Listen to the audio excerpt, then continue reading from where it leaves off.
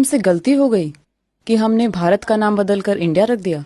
बहुत बड़ी गलती, क्योंकि आपको ये बात समझनी होगी, जब भी कोई किसी देश पर कब्जा करता है, कोई भी आक्रमणकारी हो, जब वो किसी देश पर कब्जा जमाते हैं, सबसे पहली चीज वो क्या करते हैं, वो आपका नाम बदल देते हैं। ये हावी होने की टेक्नोलॉजी है, ये दास बनाने की तकनीक है। आप इस पर गौर कीजिएगा। अगर आप अफ्रीकी अमेरिकी इतिहास पर गौर करें, जब अफ्रीकी लोगों को लाया जाता था तो बंदरगाह पर ही पहला काम यह होता था कि उनका नाम बदल दिया जाता था। उनके जो भी अफ्रीकी नाम हुआ करते थे वो बदलकर कुछ फालतू नाम रख दिए जाते थे। हमारे साथ भी यही किया गया है।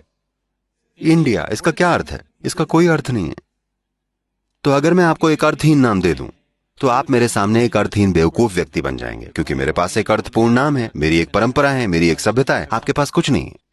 तो इस तरह से हम इंडिया बन गए हैं। सबसे पहली बात यह है कि देश की धारणा हर किसी के मन में रच बस जानी चाहिए, क्योंकि राष्ट्र बस एक विचार होता है।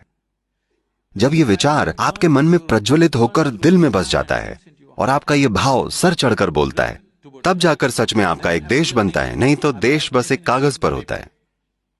यह हमारी आज की दुर्भाग्यपूर्ण सच्चाई है।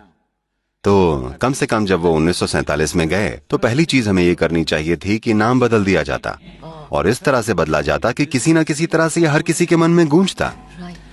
अभी आप भारत के लिए एक अंग्रेजी नाम इस्तेमाल कर रहे हैं। मुझे लगता है कि मैं हमारे वर्तमान प्रधानमंत्री जी से एक निवेदन करना चाहूंगा कि हमें इस देश का नाम बदल के कुछ ऐसा रखना चाहिए कि ये सबके दिल में धड़के।